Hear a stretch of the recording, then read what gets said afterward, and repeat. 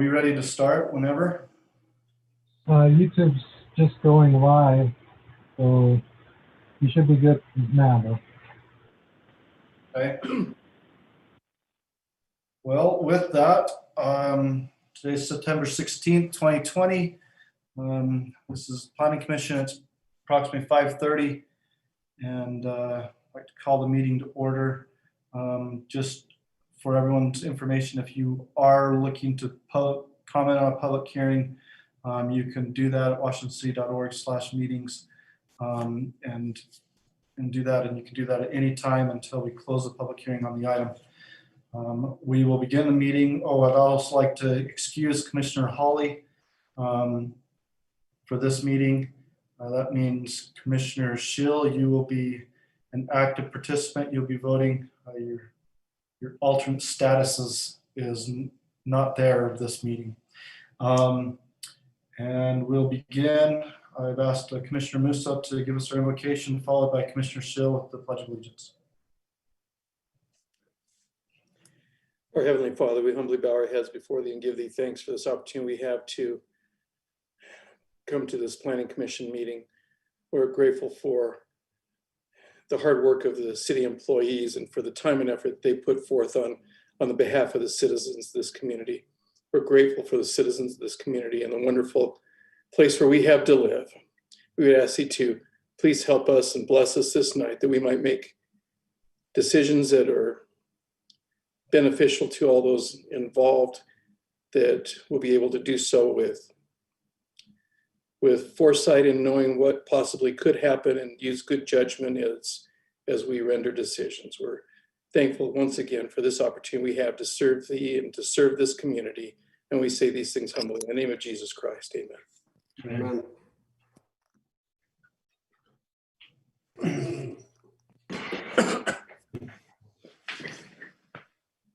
I pledge allegiance to the flag of the United States of America and to the republic for which it stands, one nation under God, indivisible, with liberty and justice for all.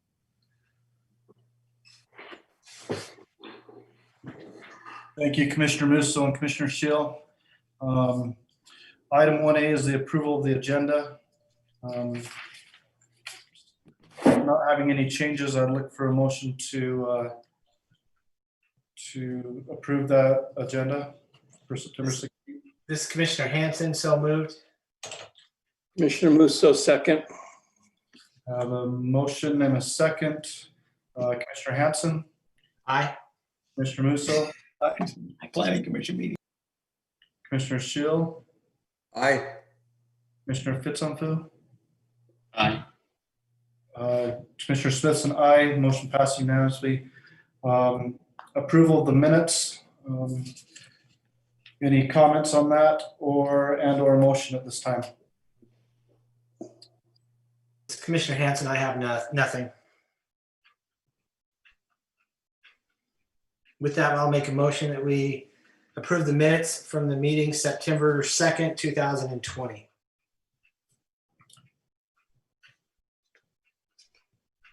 Commissioner Musso, I second. I have a motion and a second.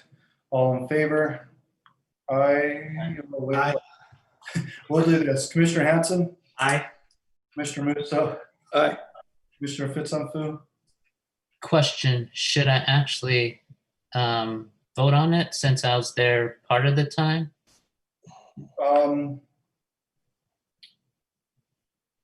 Yeah, if you see nothing on your side of it, I would vote on it, or you can abstain, either one. I'll say aye. Okay. Commissioner Schill Aye. and Commissioner Smith is an aye as well. Motion passes unanimously. Item 3 is the declarations of abstentions or conflicts. Do we have any tonight? Commissioner Hanson, I have nothing. For item 5, also, I just want to state that I live less than a mile from item 5B. Okay. Anything else? If not, we will move to item 4A. This is a final plat consideration and recommendation to City Council for the Brio Phase 4D located at approximately 1165 North Rialto Parkway. Applicant is Cole West. Thank you. Hey, Steve, can you hear me? Try to go to screen sharing and it's disabled by the host. Can you work on that for a second?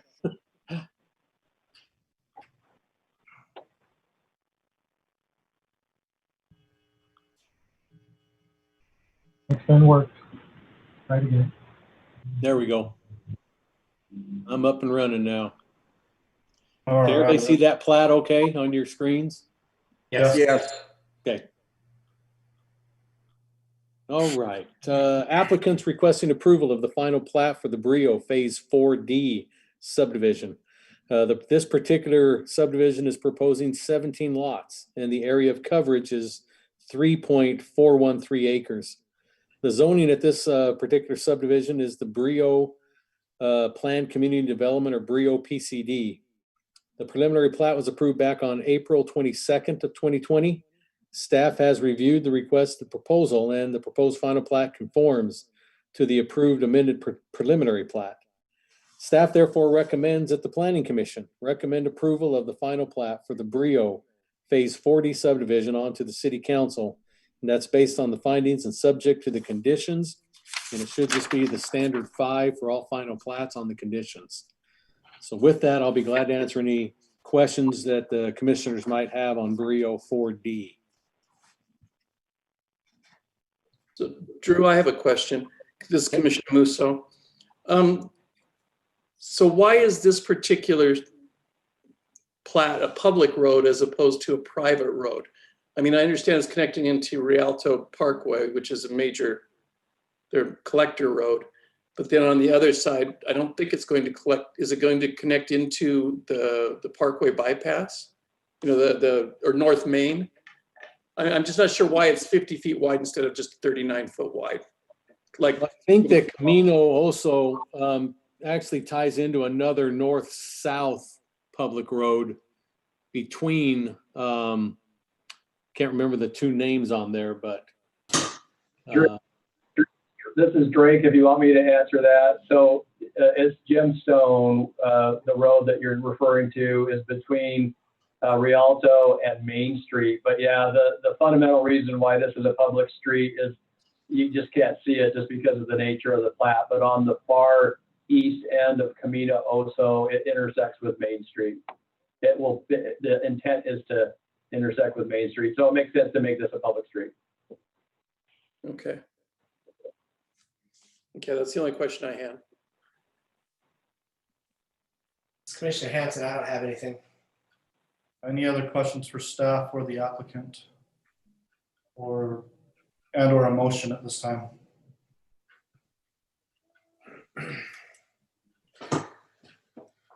This is Commissioner Hanson. I make a motion on item 5A. I'm only working off of my agenda, Drew. Do I need to have the anything other than 5A? Is there something else I should be at? Oh, the Z. No, it's not a Z. This is a final plat. Yeah, just say the final plat for the Brio 4D. Okay. Oh yeah, I went to 5A already. Sorry, my bad. This is Commissioner Hanson. I make a motion on item 4A, the final plat that we recommend to City Council for approval for the Brio Phase 4D located approximately 1165 North Rialto Parkway. Applicant is Cole West, based on the conditions and the findings listed in the report. I second that. I have a motion by Commissioner Hanson and a second by Commissioner Fitzonfu. In favor, Commissioner Hanson, Aye. Commissioner Fitzonfu, Aye. Commissioner Musso, Aye. Commissioner Shill, Aye. Commissioner Smith is an aye. Motion passes unanimously. Item 5A, this is a zone change. This is a public hearing for consideration and recommendation to City Council. Zone change request Z-20-15. Zone change to change from open space to R110, single family residential minimum, 10,000 square foot lots located at approximately 600 west, 2300 north. The applicant is First Nation Investment LLC.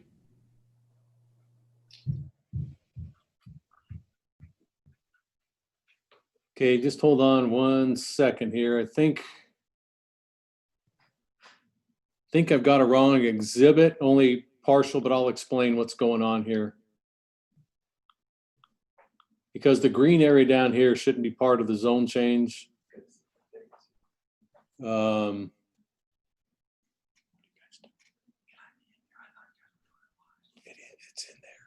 there.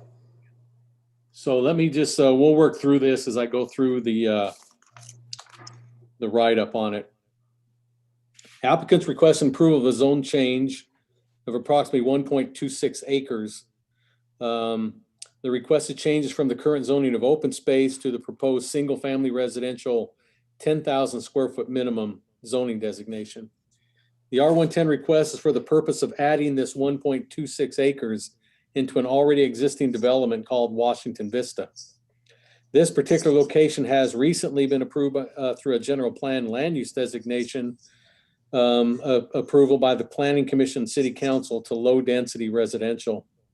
The surrounding zoning to this parcel is R110 to the west, which is part of that existing Washington Vista preliminary platted area on the west, open space to the north, east, and south, which is all owned by either BLM or Sitla.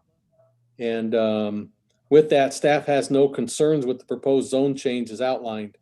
Staff is recommending that the Planning Commission recommend approval of Z-20-15 for the zone change request from open space to the proposed single-family residential 10,000 square foot minimum R110 zoning designation onto the City Council, and that's based on the findings in your report. Now, again, I apologize because I think this is an old exhibit of the previous, what would have been a zone change, because the applicant came back after being denied by the City Council for this particular proposal. I'm just going to annotate out, and if I need to, I can go find the previous, like I say, the approval, but it really should only be for about 1.26 acres right up in here.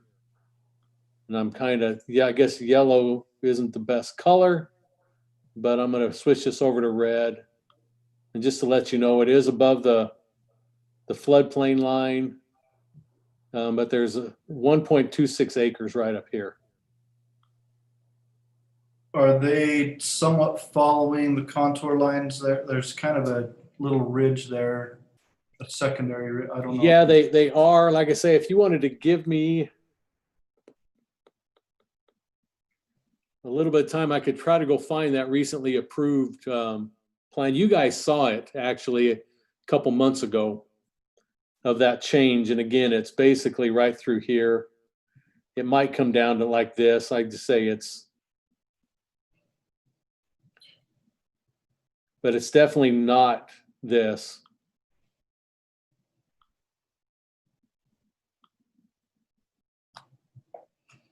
So that's up to you. I can try to go find it and we'll make sure the right one gets in on City Council. But again, it's 1.26 acres. It's the same 1.26 that you recommended approval on the general plan amendment, and the council did too. Right. That was going to be my question was. But that's totally up to you. If you feel like you wanted to table that to see it, or you can let me try to go back in my little archive here and bring it up to you. Is there an elevation change or something between the subject property and that roadway on the left? No. So No, it'll be, with that if anything, property. these might end up being walkout basement type of a lot.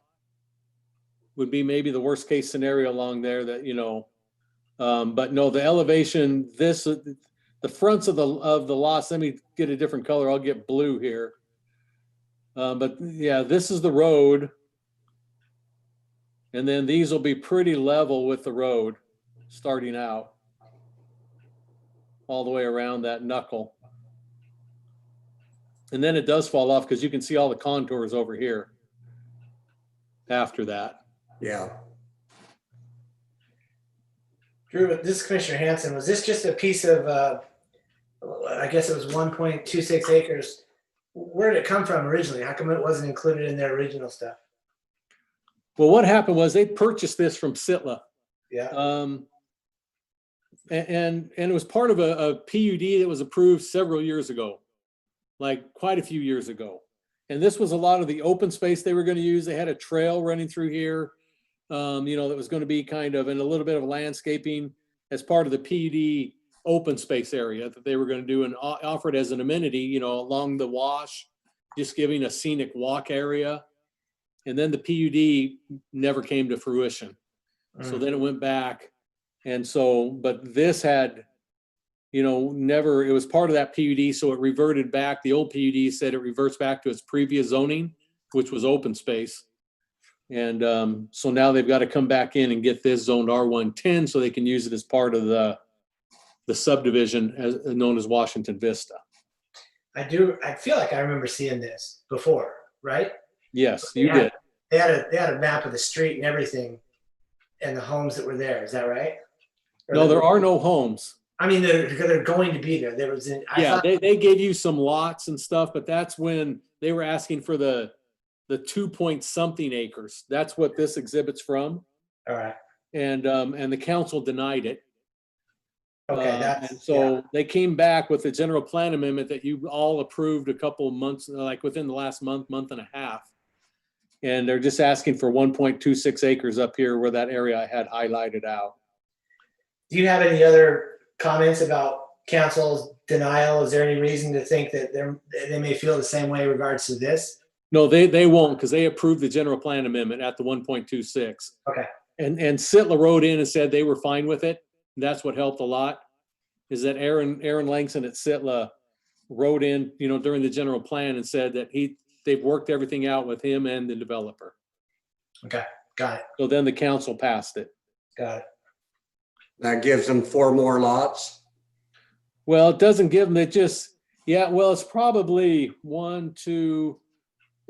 3, 4 to 5 lots. I mean, when you get down in this area, it's just adding depth, off the street here. And these aren't the lots. I'm just trying to give you an idea what might, so you can see this is what they pick up, at least 2 full lots. And then it's a partial on 3 and even less on this 4th. And that's a rough guesstimation.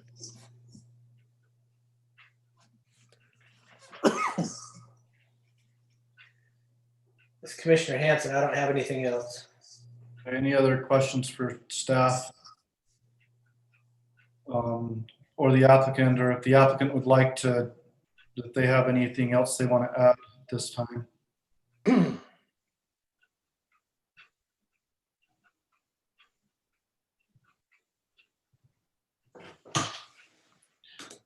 If not, I guess I'd ask if there are any public comments on this item. This is Denise, City Recorder. There are no public comments on this item.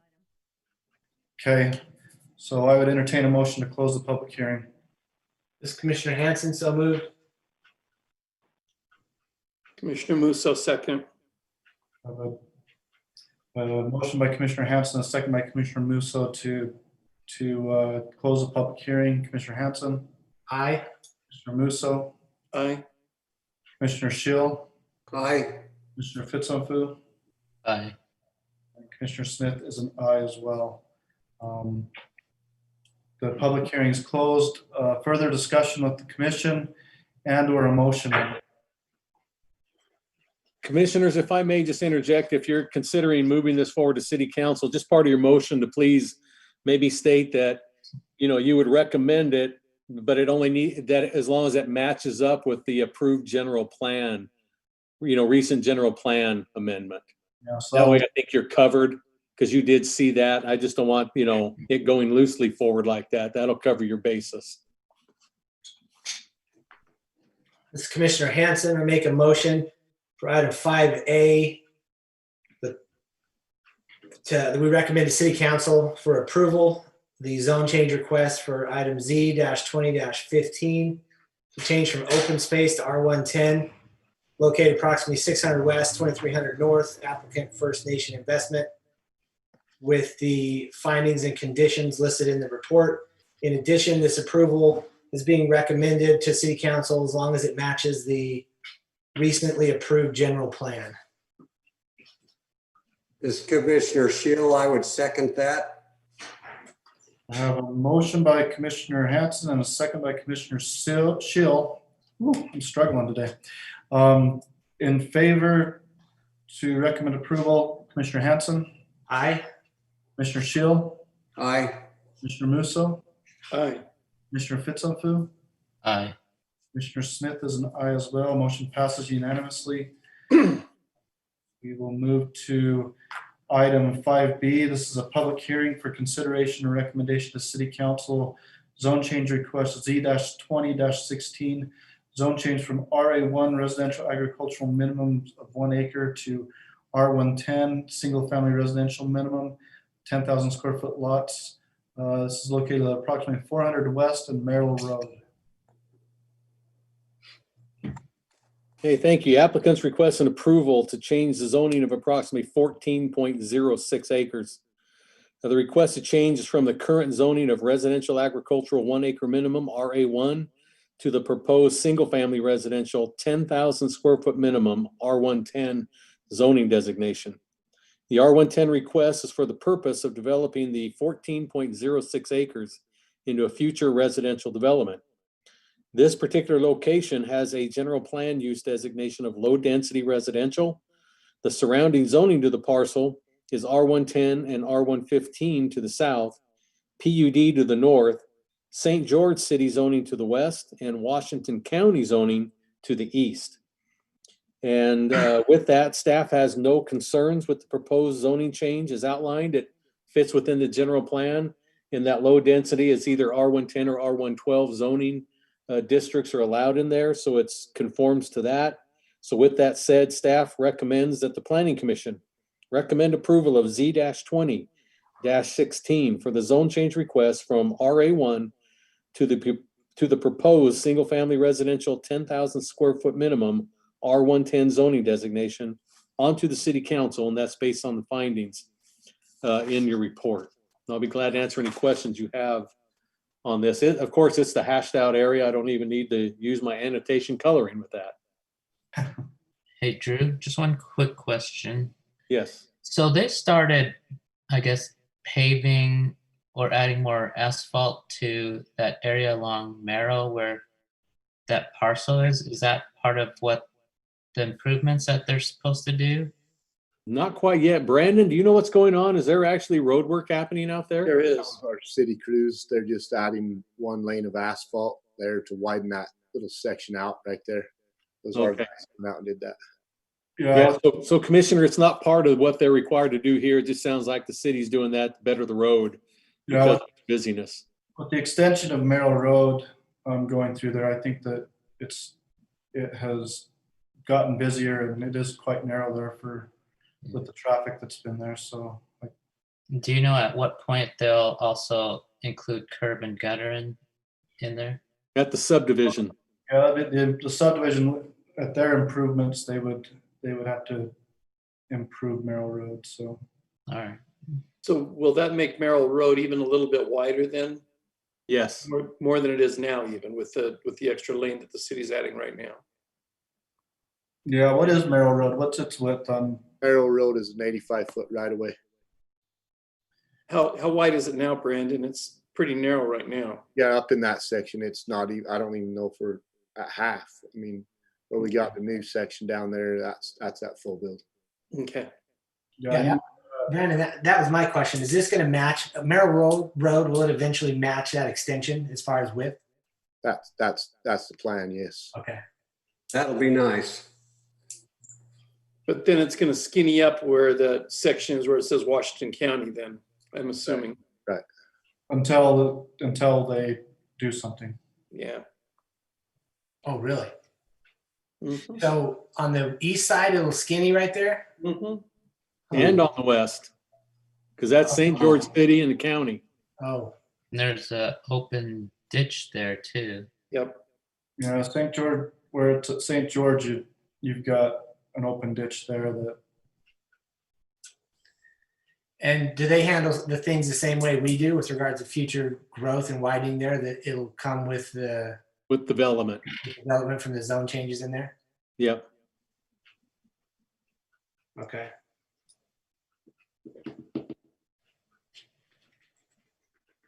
Can you, Drew, this is Commissioner Hanson, can you show us on that overhead map again, the first one that you had? Just so I can make sure I had it right, where this is in comparison to the one we recently approved? Is that the one that was the R15? Yes, right here you just did. It's the same developer. You know, looking at both these, but yeah, this is the one you did just right down here. Let me get you. This area was fairly recent. And have we also approved something on the R110 that's to the left of the box you just drew? Right, that was Sullivan's. Yeah, Yes, Homes. yeah. So both of those, so my question is ultimately going to be, those roads will be built in on the east and the west of their property with all of this down to the bottom of the screen. Yes. Okay. This just got annexed in. I'm just writing on it for you. Yeah. And again, it's the same kind of developer, I think, has been working through it. So this just barely got in the last couple of weeks annexed into the city, this piece right here that says Washington County. Is the city trying to annex that piece north of that also? Well, we don't try to annex, people come to us. That's kind of how it's supposed to work. And we can go approach them, but as long as Larry Adams is with us, this piece will probably stay right where it's at. Okay. That must be the farmer. Yes. Yeah, he has all this here. Okay. And how old's Larry? I don't know. Older than me, I guess, huh? He's older than you. Okay.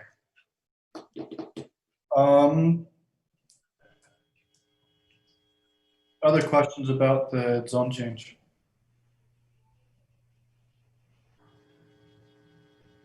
If not, does the applicant have any comments on this? If they're on? If no comments, then do we have public comment? Was there any public comment? Chairman, there are no public comments for this item. Okay, with that, I would look for a motion to close the public hearing. Commissioner Hanson, so moved. Second that. I have a motion by Commissioner Hanson and a second by Commissioner Fitzonfu.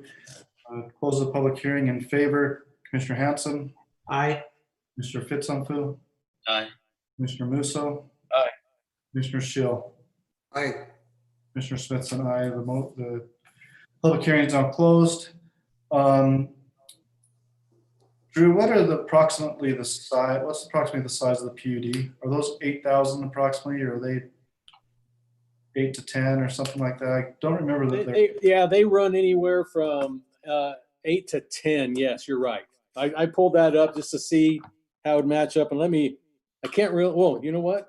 No, I can't because I don't have that. I'm just going to pull it up on my iPad real quick, and I will be more than glad to verify that for you. Because I'm not too far away from there.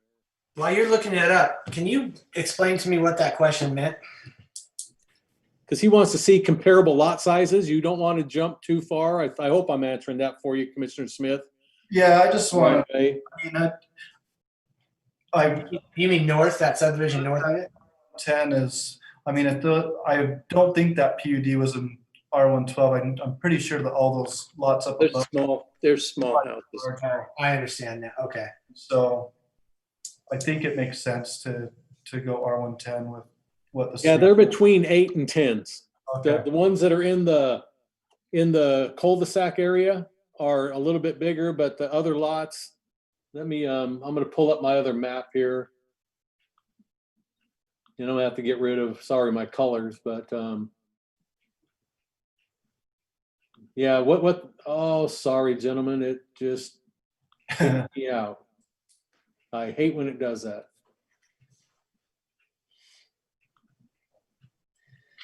I think Jason, I think a couple of the words cut out when you were saying that, at least for me. And so I was like, what did you just ask? I didn't understand what you're saying, but I understand now. Oh, It's a subdivision just north. What was that? Okay. It made sense now. yeah.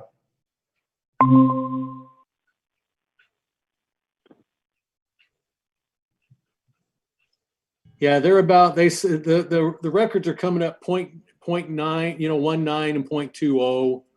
And I, calculated that out. It's between 8,000 and 9,000 square foot lots.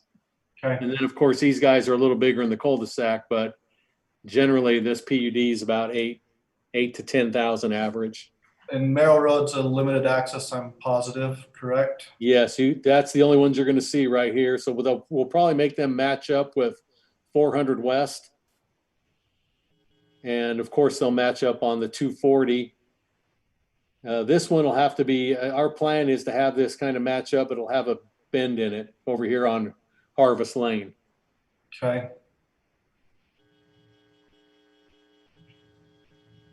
Yeah, if we can avoid having an offset there, if they can, Yeah.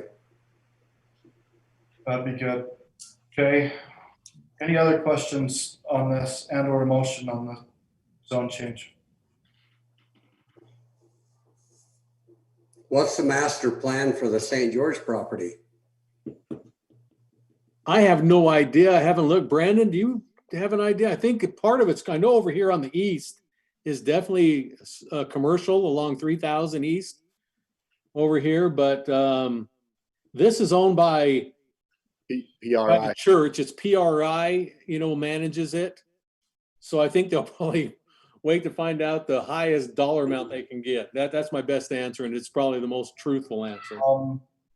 Yeah, my guess is that the corner is commercial and then they'll have some as high as density residential as they can get on part of it.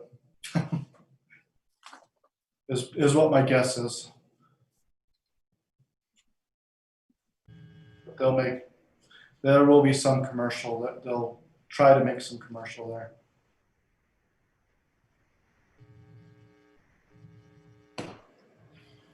In that St. George property where the A and the P is in the display, That's us. that's us. Yeah, Is that commercial? This is your city limit line on this intersection right here. Well, it's administrative professional, which is, yeah. Okay. I believe a while back, someone wanted to do something at that corner. Do you know whatever happened to that? Yeah, he built over here next in the Lynn's development. It was the orthodontist Sinister. Yeah. Was going to buy it and build it because he thought, hey, I'm right next to the school, which is a lot of clients is elementary school kids.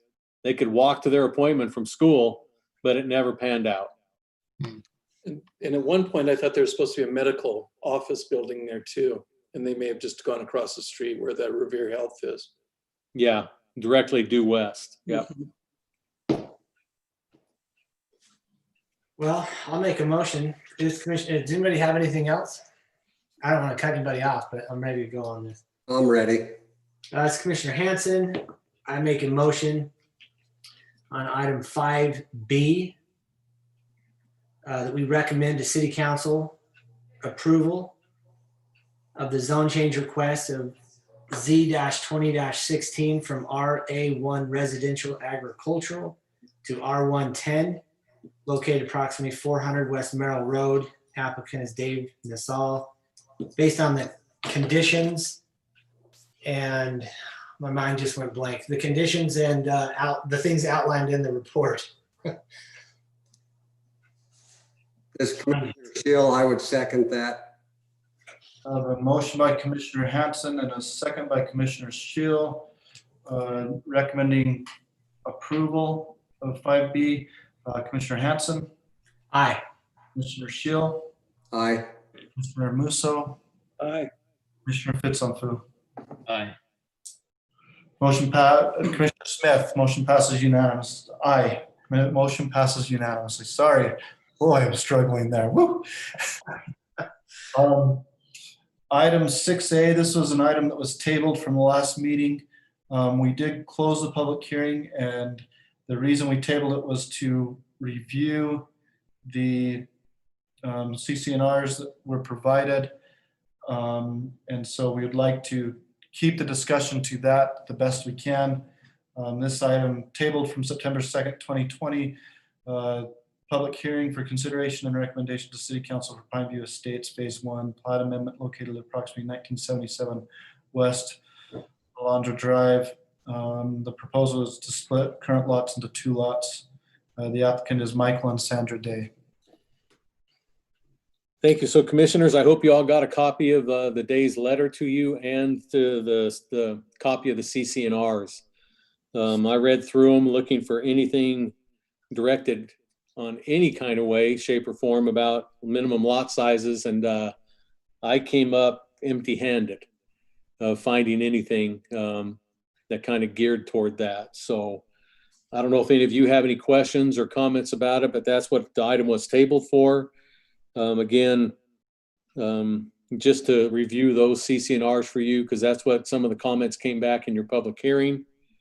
And be glad to answer any questions you might have as you've researched those and thought about this item for the last 2 weeks. Questions for staff? One question I kept thinking about, Drew, is from the beginning, I haven't had a problem with this unless someone could prove it otherwise to me, which did not happen. It made me wonder, though, what the city's view or what we do, or if anything, about the violations that have been uncovered because of this. Does that matter? Well, it does matter. Ever since I took this job, my directive was, because again, a lot of the zoning stuff falls right down my hallway. Yeah.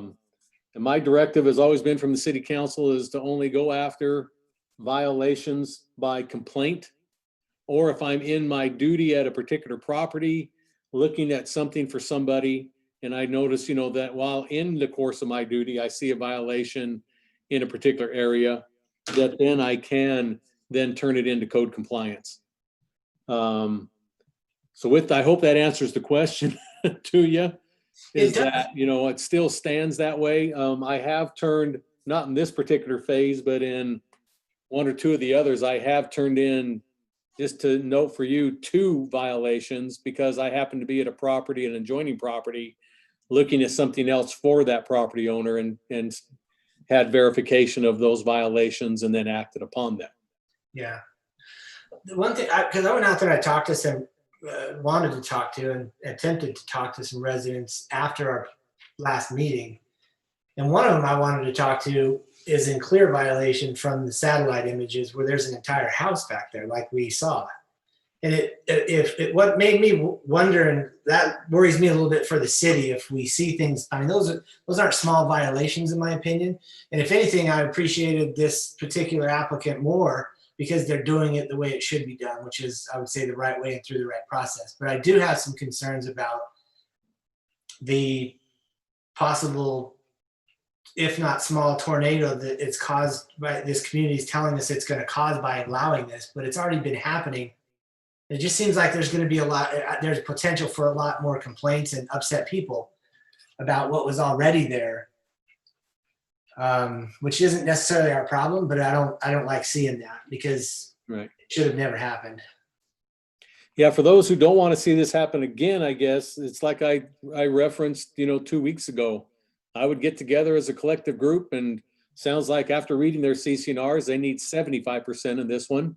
If you read that, but they, if they can get 3 out of 4 people that say, hey, to protect it, we need to get in there and amend our CC&Rs. Doesn't take them that long to do it. You can be in and have them recorded to keep it and say that they want minimum lot sizes to be this. And that's the way they can protect that from happening, is just to amend their CC&Rs or to come in and do a straight out zoning of that size of lot, one of the two, but the zoning costs money and takes time. But the CC&Rs, I think there's a little filing fee at the county, but they could get those recorded pretty quick. Part of me wants to add as a condition that city council look at, I would say, obvious violations of this. I can't imagine somebody built a house, several, and it just, there's no record of it at the city essentially through the process it should have gone through. Yeah. So I don't want to just let it go, not for this particular, but this is the opportunity to make council go, hey, there are problems in here. This is being done correctly, but there are problems in here that I don't know, could end in a bad way for everybody involved somehow. I don't know, just me.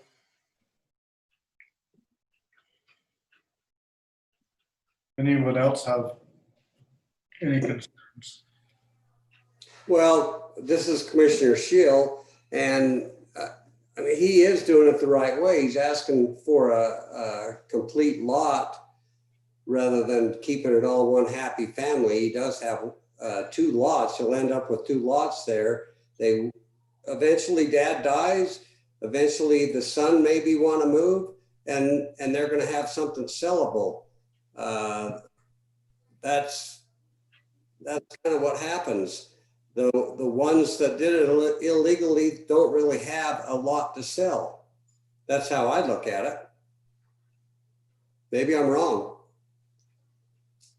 And I think as far as the letter didn't, I mean, yeah, it's emotional, but I think the biggest thing is if you have to look at the CCNRs, and if the CCNRs are going to allow it, I don't see that there's a problem with it. So I guess I don't see a problem with it in the CCNRs. I guess my only problem is how this is being, we're amending a final plat, which we're really doing a lot split, but we don't do lot splits anymore.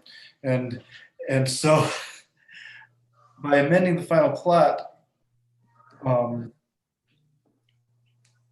typically when you make a change to the final plat, the people that own inside that final plat would have to agree to it. And that's my only hang up on this. I know that we're doing it by public hearing, but I don't know if you can say if the other requirement is by consent and we have people that are not in favor of it. I mean, I don't know if I'm just trying to talk this through in my head is if I perform something and I don't do it by public hearing, I have to do it by consent, which I have to receive a percentage of the people and they have to say that they consent and they're in favor of it. If I do it by public hearing, does that mean everyone can be opposed to it and I can still do it anyway? I guess that's my only question on it. If that makes any sense to anyone. I think it's helping me learn just by you saying that, because when you were talking, I had the same question. Well, what if 99% of the people don't want it, but we're saying yes, they can do it? Yeah, I don't know. It's a really good question. I don't know the answer to that, obviously. Well, if I may just throw that in, let's go back to your earlier statement, Commissioner Hanson, about the people who have the second dwelling back there. Did they get consent of everybody to do that? I'm just throwing out, because I feel the same way, because that bugs me just as much as this. Yeah. If that's the frame of mind, why aren't they all up in arms about that? Things like that. Right. Well, then I guess it would be not a mistake, but it's an oversight by the community not to change the CCNRs before it happened. And this is the result of it. Although it took 20 years, 25 years? More than that. Yeah, it's more than that. But I will throw in there that, we had people in the subdivision saying someone tried to do this before and it got shot down by the city. And I'm going, well, I would have learned if I'm Joe homeowner in this subdivision and someone tried to do that. Thank goodness the city council didn't pass it 20 whatever years ago. I would go in there and amend my CCNR. So then you at least have some teeth and not just hope for a city council to side with you or a planning commission, but you actually have teeth. And that should have been done after that first failed time 20 plus years ago. Yeah. I mean, it really should have. Yeah. I mentioned it a couple of weeks ago with my own CCNRs. If it's not in there, well, you have a strong legal argument to be able to do some things that are not explicitly saying you can't do them. But yeah, commissioners, I just let you know that the days are online if you have any questions for them. Last time they weren't able to get online with the phone. Things just didn't work out, so that's why I didn't hear from them, but we made sure they had all the right information tonight. And if you did have any questions, they are on for any questions you may have for them directly. This is Commissioner Hawley. I'm sorry I'm late. I just got back from the lab, but I am joining the meeting. Thank you. This is Commissioner Hanson with a question for the days. In my assumption, and maybe I'm wrong, so please correct me if I am, but that you've lived here for a number of years. And if that's the case, has there ever been a talk of amending the CCNRs to allow something like this? Or is this just kind of it can't be the first time it's come up? Well, we have lived in this subdivision, Pineview Estates, on our lot here for 26 years. The subdivision is about 33 years old. And to our knowledge, no one ever has attempted this, to my knowledge.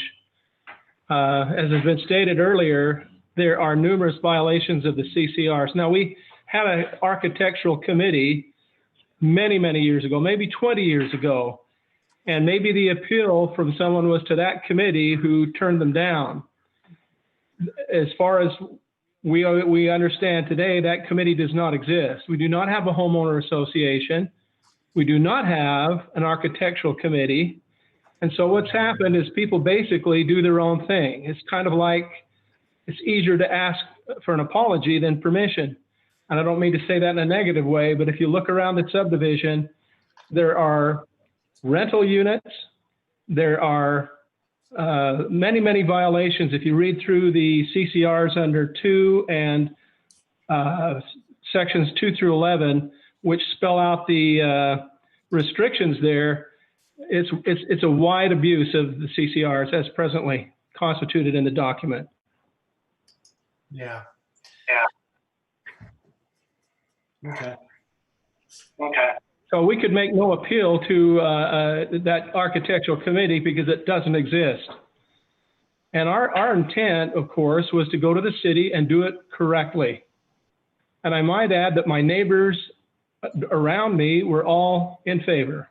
My next door neighbor, the neighbor across the street, the one up from me, and our neighbors have known what we're doing here for probably almost a year or more. And we haven't heard anything negative until the first time that your committee met, and that was a little bit alarming to us that there was so many people that were upset over it because they're all aware of the violations. Yeah. Well, I have 1,000 questions, but it's for a different time, I guess, but I would love to hear more about it personally. I guess I have to ask this one. The neighbor that has a clear violation that's 2 up from you, from the area, is, do you have any idea how that came about? You must have been around when they built it. Is that what you're into, or you just kind of do it and ask later? We know a little bit about it. We know who the owners were. We know what their purpose was. We know it's been used as a residence since it's been built. It's been rented out to various people. It's being currently is occupied. I do not think they got permission from the city, although I don't know that for sure. My understanding was that it was for a mother-in-law back there, and it met the requirements of the city by having it connected to the main residence. Yeah. Well, this is Commissioner Hanson. I don't have anything else. Thank you. It wasn't a sidewalk. Any other questions for the days or discussion amongst the commission? Commissioner Hawley, I don't have anything on it. The only question I have is that, this is Commissioner Musso, is that, so there isn't any stipulation in the CCNRs or in the PUD as to how big the lots have to be? Because well, right over there, Rob.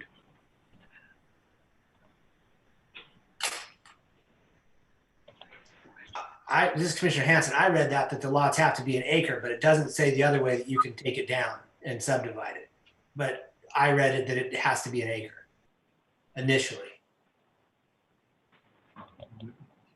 Can I get in there? Read that at, Commissioner Hanson? I'm sorry? Where'd you read that at? I thought that I read that when I was going through their CCNRs at the very beginning of it. Let me see.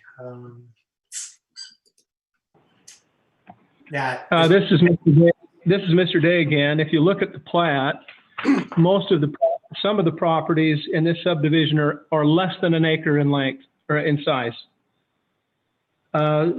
Specifically down Mariposa on the north end.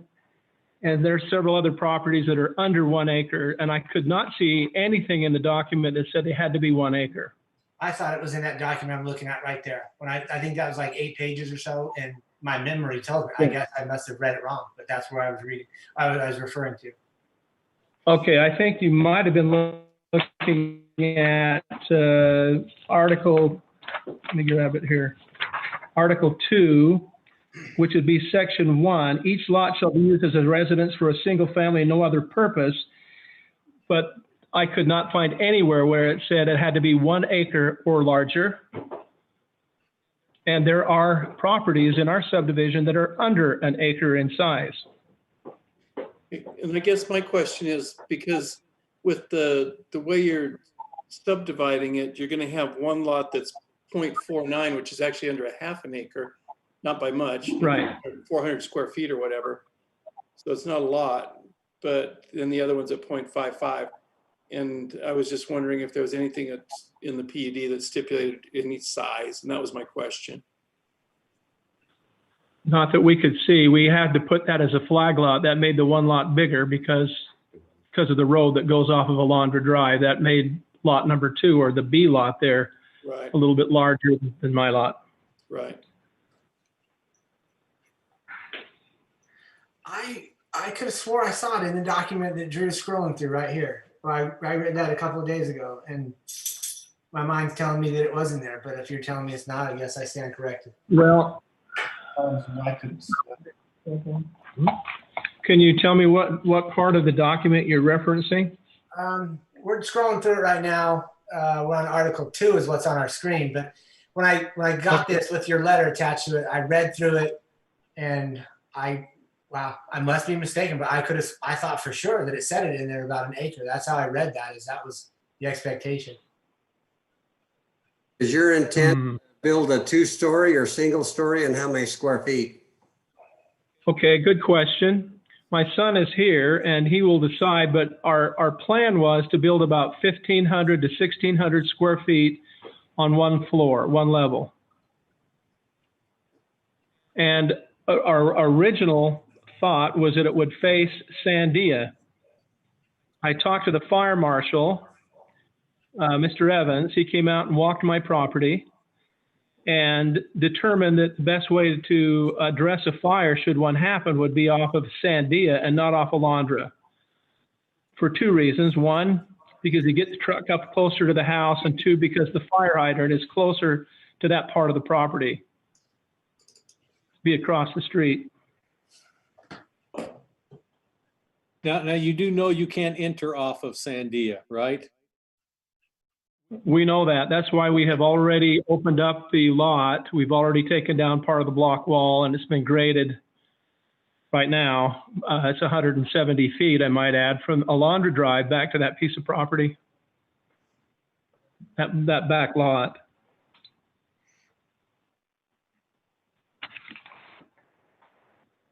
I'm not sure that Leor Griffiths, who was the declarant originally, who developed this property, ever intended all of them to be 1 acre in size. As you can see in the plat, some of them are under an acre. They are large lots. And this was an agricultural area years ago, 33 years ago. It isn't any longer. These are smaller lots that are around us, behind us, across the street. It's lost its rural feeling for sure.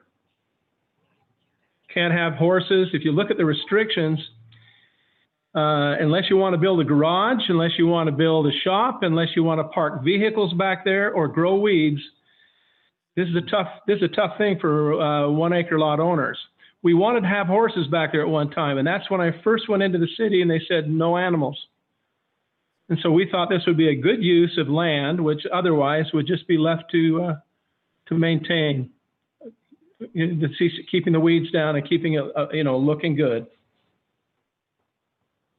This committee and ours do allow for 2 horses, but the city does not. Yeah, we saw that in the CCRs. Right. That was grandfathered in, I think, for some of the original owners. But if a person came in and wanted to have horses in the back, they could not have. And we've had neighbors come in and say, can I put my horse on your back lot?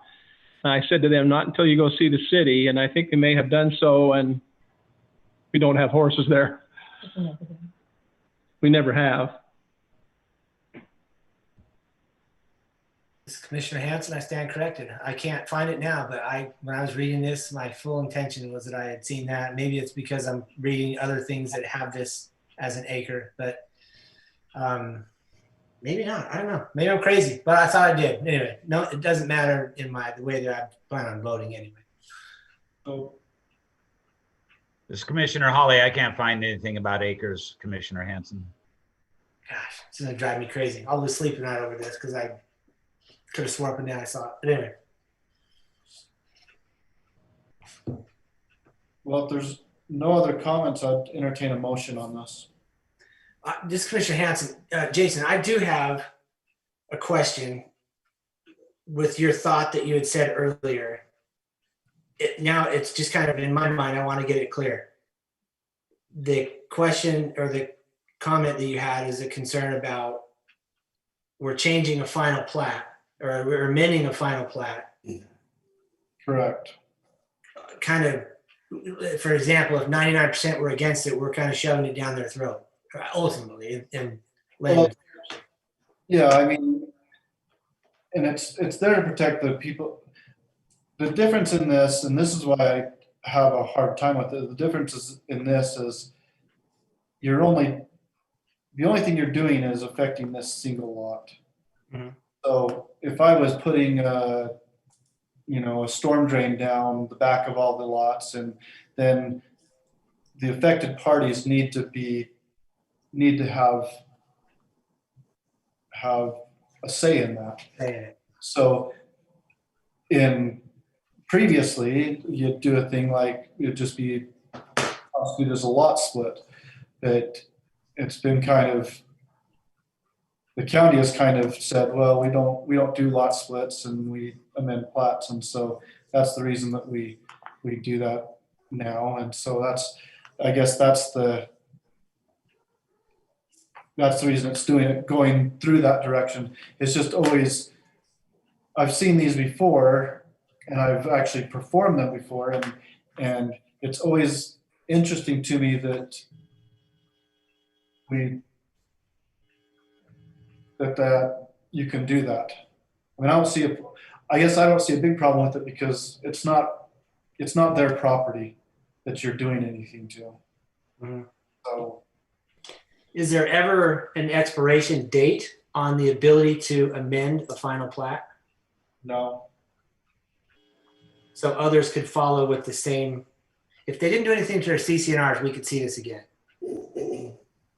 Potentially, yes. Would we think of it any different at that point? As just a general question to everybody.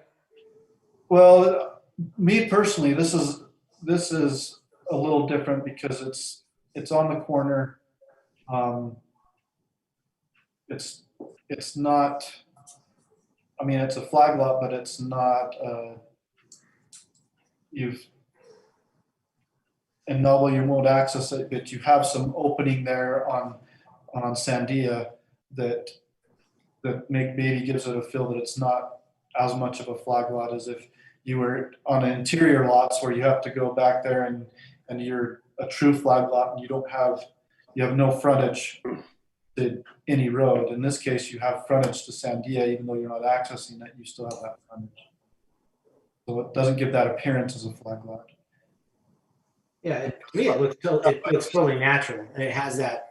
It's got a drive, and it's almost got a driveway there already, or a place to take a car back there. I guess I'm just curious of trying to forecast in the future what this means to us as a commission if we look at other ones differently based on their location where they're at, or whatever it might be, or they all looked at the same. Because I guess I don't want to get into the business of picking this one and not that one. Hey, Chairman, Smith, if you don't mind if I make a comment, this is Starkey. Yeah. I think that for Commissioner Hanson make, I think, a great point when you start dealing in these areas in which you're confronting situations in which your concern is, and it should be, that you're setting a precedent which may not be something that has staying power, or with time begins to look even less wise, as you see the other applicants come in, all want the same basically the same land use benefit. But that's why anytime these types of situations come up that seem to be unique, or at least somewhat unique, Chairman Smith's comments about why he would think he would approve this particular application and request for an amendment based upon those elements that he said, that at least starts to build a record for years later. If somebody looks at it and says, well, they let that house, they let lot 32 do that, why can't it let mine? You go back to a record and you see those minutes and say, yeah, I may make a motion to approve this based upon, and then you put some of those elements that based upon the fact that this one was in particular was because it was a corner lot, and some of the other issues that some of the other physical attributes that Chairman Smith pointed out. At least that starts to give a basis in the future to say why that wasn't a precedent for every single lot to come in just because it was the same size lot. And again, just as a suggestion, but that's one reason you can use this long discussion, because you guys are really discussing all the elements that, say, Drew and I would like you to discuss, why it is you do approve or don't approve, do recommend, don't recommend certain things. It's because there's some thought behind it and some reasoning behind it. If you articulate that as a part of an approval or as a part of a denial, if the case is that way, you do start to prevent it from being just a generic precedent. Anyway, for what it's worth. This is Mr. Day again. Can I respond to that just really quickly? By way of precedent, and this is a different phase of Pineview Estates, but on the corner of Cimarron and Sandia, there has been a house built on a flag lot behind a property. So the precedent, at least in phase 2 of Pineview Estates, has already been made. It's there. As far as the corner lot is concerned, this is one of the reasons why we decided to build there, because it would be fronting Sandia, and it is unique. And we also believe that most people in this established neighborhood would not want to divide their lot based upon the way it's configured. I can see maybe those along Sandia may also sometime in the future feel this way. However, one of them was one who objected to it. So I feel confident that the established people living here would not want to subdivide or divide their lot like we have done.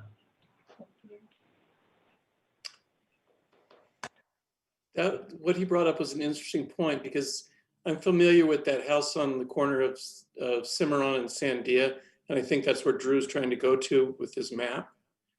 Because after the gentleman purchased it, then all of a sudden you had this great big building going up in the back, and my wife kept asking me, what are they doing? And I don't know if they got a subdivision amendment on that one or not, but there's a great big, right where Drew had his arrow, there is a big garage with what appears to be a casita or something, and I could never figure out what it was. I watched it being built, but that was before we approved the casita amendment, where we could have freestanding casitas. So I don't know what the devil that thing is there, in all honesty. It's a shop. Is it just a shop? Yeah, he has a lift in there. He restores old antique kind of special cars. That's why the height, because he has one of those pneumatic lifts in there. Okay. And he couldn't dig a pit, so he went up, and so that's why the height is on it.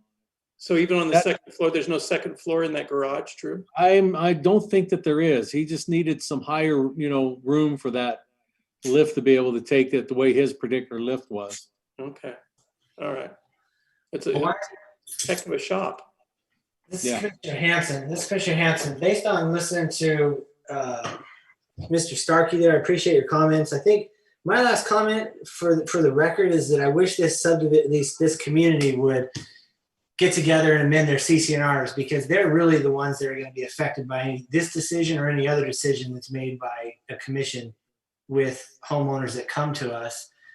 And I can understand both sides. I think that they need to do that as a community themselves, as opposed to having us sit here and pick one, not that one, but this one, and whatever might come in the future. And I can understand and I appreciate Mr. Day's comments about not expecting or thinking that other neighbors now would want to do that. But what about 20 or 30 years from now? I wish they would amend it to either allow it or disallow it sooner than later, so we don't have issues like this. Because I think because this one is being done correctly, I would expect it would draw more, and its visibility of where it's at, I would expect it to draw more visibility from the neighbors that might start to think differently than they did 6 months ago or a year ago about their own lot, what they can and can't do with it. So for the record, I wish that this community would get together and discuss their CCNRs and reinstitute their architectural committee that's not there and start to handle this from within. And that's my 2 cents. This is Commissioner Shield, and I agree with that. If I can just play devil's advocate right now, if I owned 1947, I'd join forces with him and I would use the same lane he's using and enter my backyard and sell it. So. Yeah. That's what I'm saying. It can go a lot of different ways from here. And many of them aren't predictable, but there's clearly some I can see already go out 5 or 10 years. Yep. People die and the next people want, especially if the values of land and the ability to build homes keeps going up and you're sitting on something that you're not doing anything with, I could see that become very attractive really quickly. Now, there is something that I could probably bring up that is probably not going to mean anything to the days, because I would assume the property is paid for. But the deterrent to trying to split your lot like this is then you have to go back in and completely redo your loans. And the value of the property being split off is taken into consideration, and in the overall value of the property. So, it makes it difficult. I've had to do appraisals on those kinds of things before, and it makes it difficult sometimes for people because they don't realize that, by cutting off that extra half an acre, you're cutting off considerable amount of value to the overall property. But if the property is paid for, it really doesn't make any difference because the bank doesn't care then, obviously. See, that's where I think the crux of it's going to happen is when people start to pass away and these lots are inherited to somebody that doesn't live there and doesn't necessarily care as much as they did when they were living there. And that's when I think there would be an increase of different one-offs that. So I guess I just want to make sure that we're kind of staying on task where this was a tabled item. These are all great points, but the reason the meeting was tabled was because of the CCNRs. We've reviewed those. Can I get on? So I would. At that point, I would make a motion that. Can I make one quick statement here? This is Mr. Day again. Our property is completely free and clear of mortgage. We don't owe anyone. We own the property. Right. Our intent is to remain in this house for the rest of our lives and have a son or a family member behind us, because I'm going to shortly be 71 years old. And so to have a family member close would be a good thing. And so to answer the question, no, it's paid off. We don't have any intentions of selling or moving. So I would make a motion that we, what do we want to do here? We want to amend the final, that we recommend to City Council that we amend the final plat with approval for Pineview One Estates Phase 1, located at approximately 1777 West Alejandra, into for a split for a lot 1A 0.49 in size and acreage, and lot 1B 0.55 acre in size. With the conditions and findings that have been outlined by the staff. This is Commissioner Hawley. I second that. I have a motion and a second to amend the final plat. Commissioner Musso, Aye. Commissioner Hawley, Aye. Commissioner Hanson, Aye. Commissioner Fitzpatrick. He was muted. I'll abstain from this one since I wasn't here for that one last time. Thank But you. I also failed to mention that I live less than a mile from this too. Okay. Commissioner Shill Aye. and Commissioner Smith is aye as well. The recommendation motion passes unanimously. And to go to recommendation for city council. With that, that is the final item on the agenda. Any other items from staff?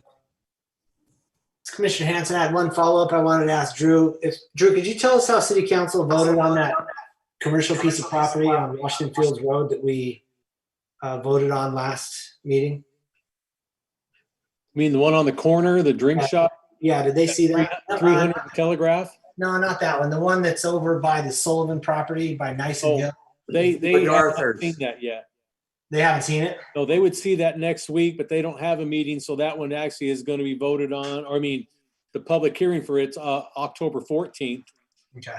and then it'll sit for 2 weeks, but no, they haven't, because it was just, you saw it 2 weeks ago, and it's usually a 3-week gap between, so they would have saw it next week, but it was scheduled for Utah League of Cities and Towns originally, not planned as a meeting, so that one still is yet to come. Because you mentioned it, what about the drink shop? Did they see that one? They did see that one, and they didn't give them C2 zoning. They approved PUD commercial. Okay. So that means they'll have to come back with a design to both you and to the city council. Cool. Awesome. Thank you. Now, while I'm on, commissioners, we are going to have a joint meeting. There's a 5th Wednesday this month, the 30th. So that topic, if you want to start thinking about it, is going to be about PUDs and PCDs versus no other zoning and just having them, or keeping it like it is right now.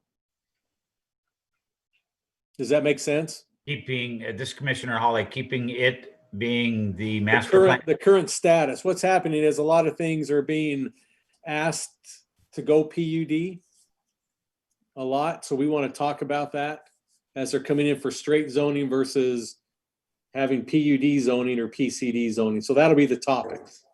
Okay. The topic. So the reasoning behind that is they're trying to get higher density on the properties? Well, it's not the applicants asking for it. They're not asking for it. But Washington City's kind of trying to guide people towards that. And we want to just have a discussion about that. So think that over. So it's basically eliminating straight zoning and just going with those, either having just an open space zone, a PUD residential, a PUD commercial, or a PCD zoning options. So you just have your general plan would be your density? Yep, your general plan would just give you your densities. That's not coming from anybody. I'm just staff. Economic development and community development are asking for the discussion. Okay.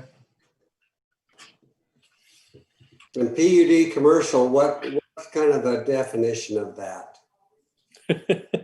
Just, I'll look it up.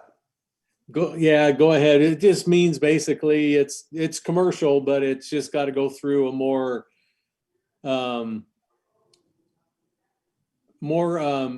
design and everything up front instead of not. That's it in a nutshell. Yeah. Drew, this is Commissioner Hawley. This city council meeting on the 14th of October, Yes.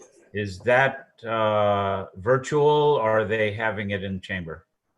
They've actually been in the chamber for a month and a half now. They Right. actually had some guards put up Okay. in between them. So I don't know if you folks want to think about that. You know, coming back together. They have, like I say, put some guards on the table, you know, plastic shields between each seat. All that's up on the podium, you know, the top is just the 6 city councilmen. So that means that you guys would fit kind of the same way.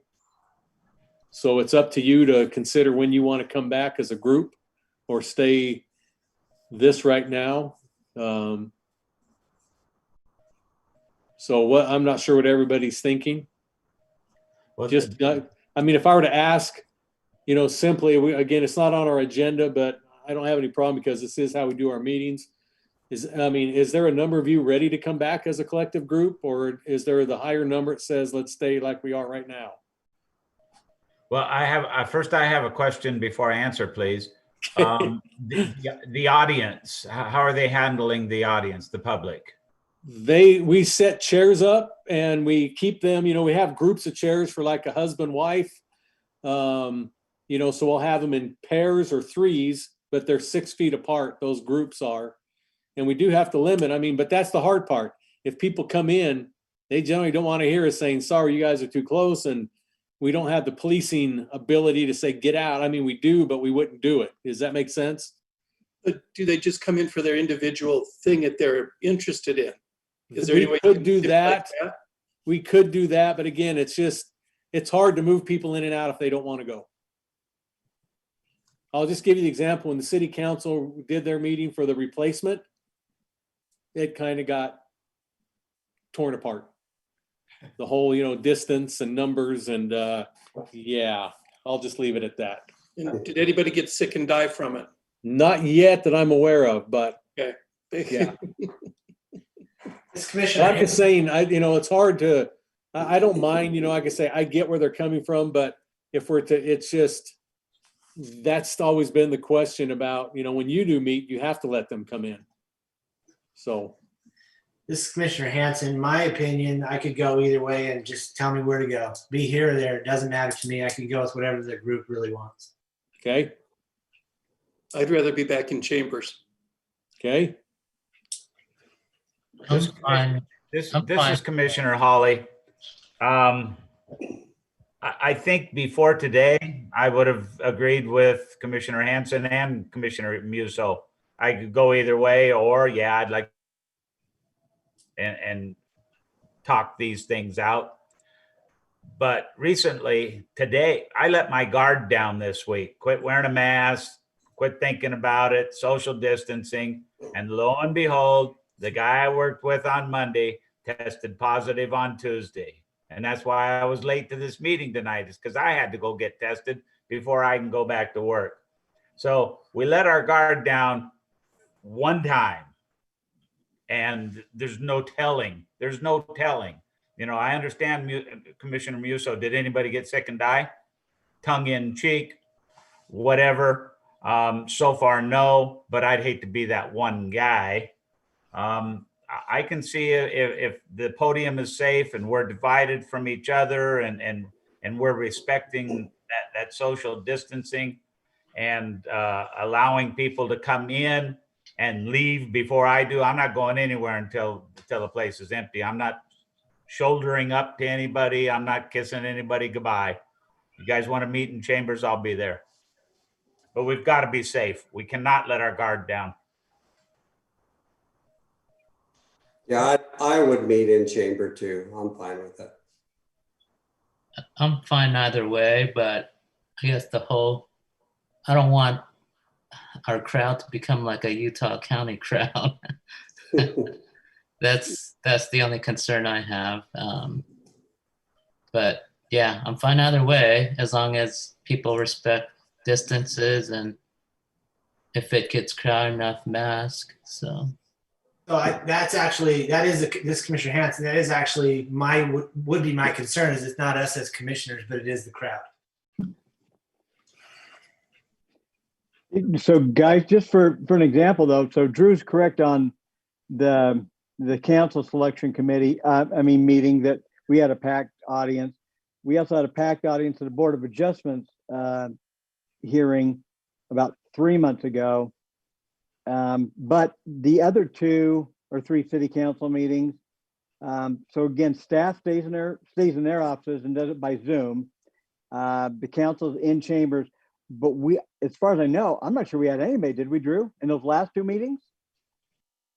No, but you didn't have any controversial items. You got a few coming down the pipeline real soon that might bring people. But again, you can keep it, and I would recommend that we still have public comment in writing.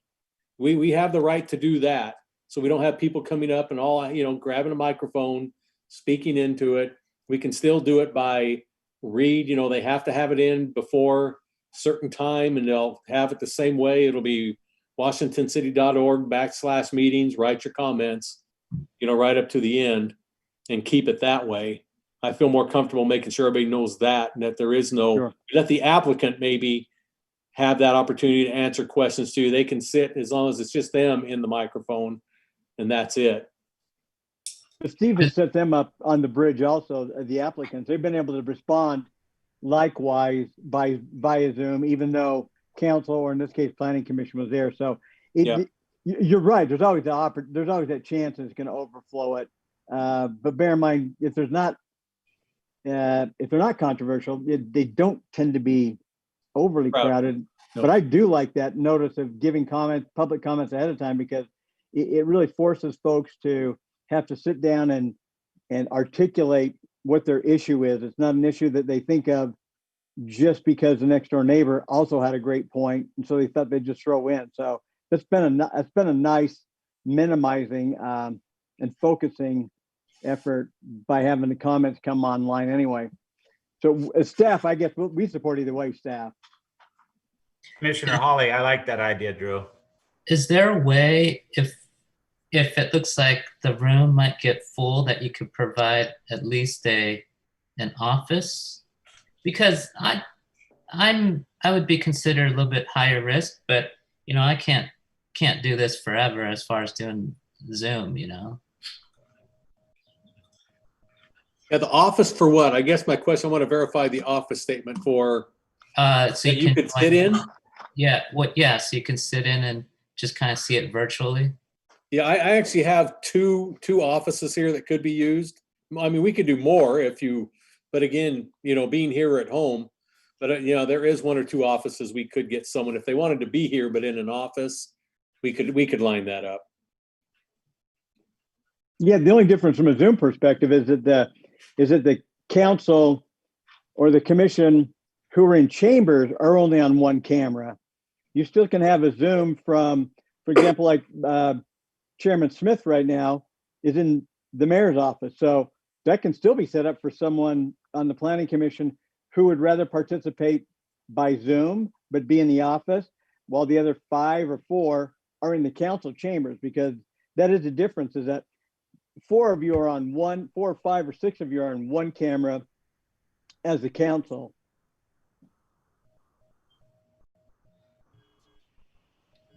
This is Commissioner Hanson. I love Zoom. I love doing it this way, but also I don't want to be the one guy that holds it up. That's all I'm saying. If you gave me the option, what do I want to do? I would do this. But I could, if you said, nah, we're not going to do that, we're going to all meet in the chambers. All right, that's cool. I'll be there. No problem. Yeah, I think that's my feeling too. So, but like I said, we can't do this forever. So Why not? Well, I don't know. It's a good point. Yeah.